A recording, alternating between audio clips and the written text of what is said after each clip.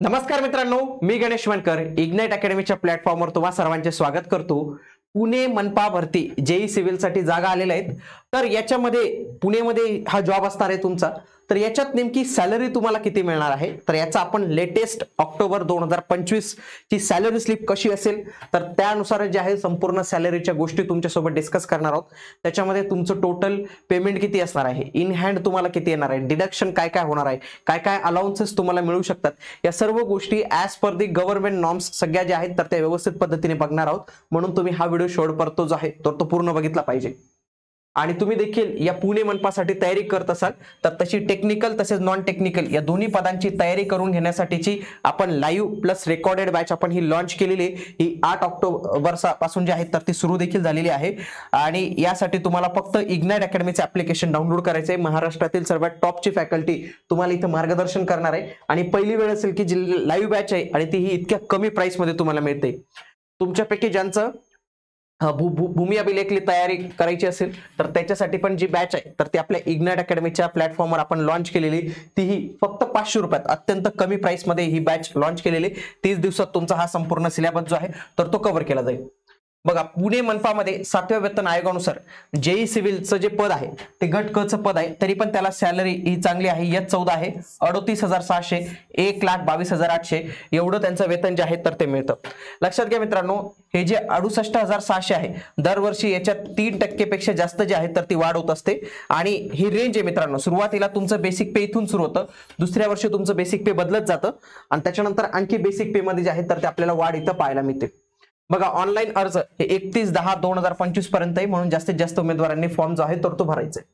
तुमच्या सॅलरीमध्ये एक महत्त्वाचा कंपोनंट असतो तो म्हणजे ट्रान्सपोर्ट अलाउन्स, वाहतूक भत्ता जो आहे तो पण भेटत असतो।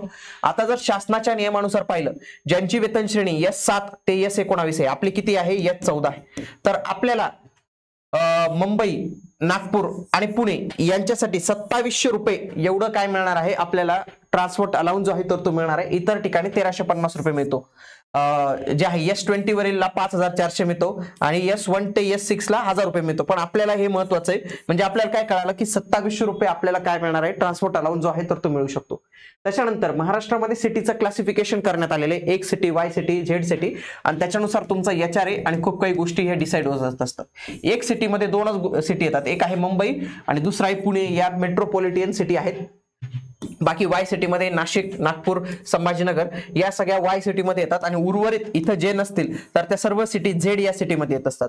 म्हणजे आपल्याला काय कळालं की पुणे ही एक सिटी मध्ये आहे, म्हणजे त्याला जास्त काही गोष्टी, मग ते एक सिटी मध्ये असल्यामुळे त्यांचं जे काही HRA असेल ना, हाऊस रेंट अलाउन्स, घर भाडे भत्ता, हा 27% असेल मित्रांनो। हा 27% ऑफ बेसिक पे, बघा काही वेळेला हा 30% पण असतो मित्रांनो, पण आपण मिनिमम 27% जो आहे तर तो पकडूया की 27% तुम्हाला जो आहे तर तो HRA इथे मिळणार आहे।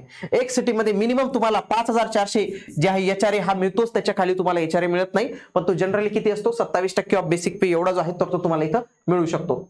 पुढे काय असतं मित्रांनो, पेन्शन हा एक कंपोनंट असतो तुमच्या सॅलरीमध्ये, पेन्शन नावाचा एक कंपोनंट असतो।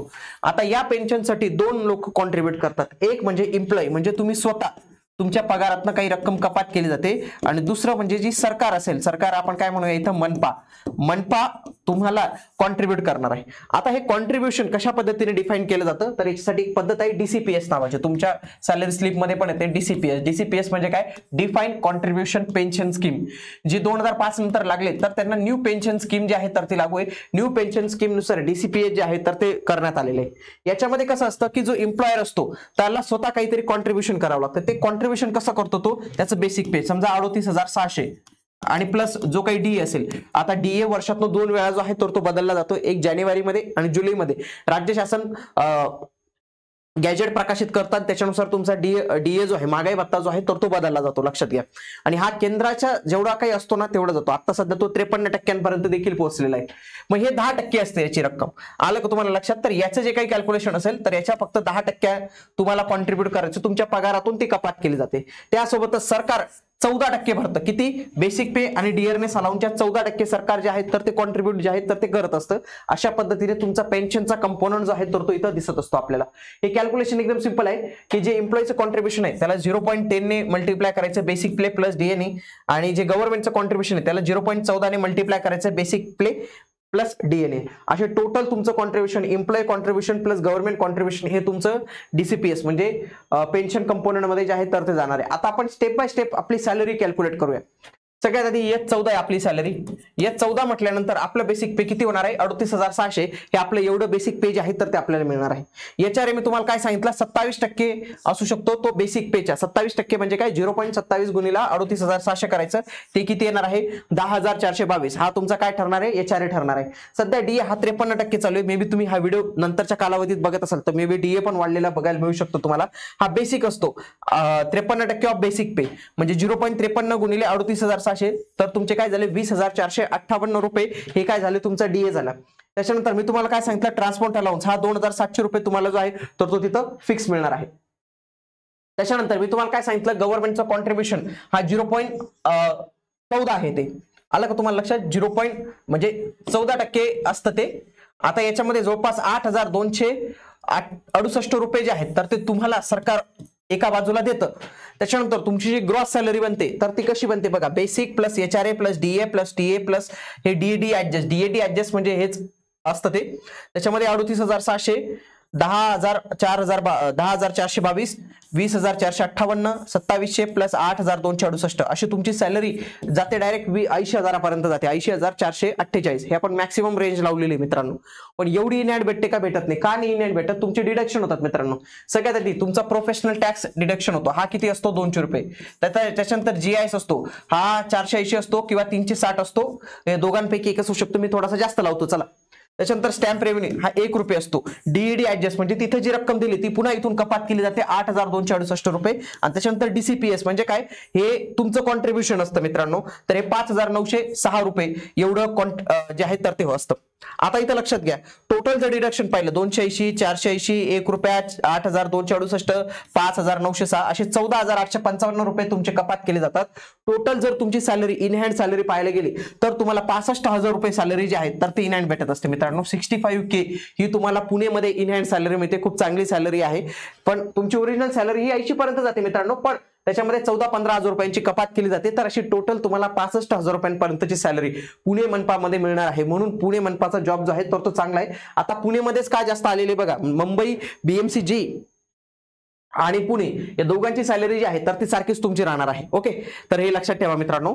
आणि यासोबतच मित्रांनो भूमी अभिलेख भरतीसाठी तयारी करत असाल तर त्याच्या सर्व टेस्ट सिरीज जवळपास 100च्या प्लस टेस्ट सिरीज आपण फक्त 9 रुपयात लॉन्च केलेले आहेत. म्हणून जास्तीत जास्त उमेदवारांनी इग्नाइट अकॅडमीचं ऍप्लिकेशन डाउनलोड करून या टेस्ट सिरीजला जॉईन करायचंय.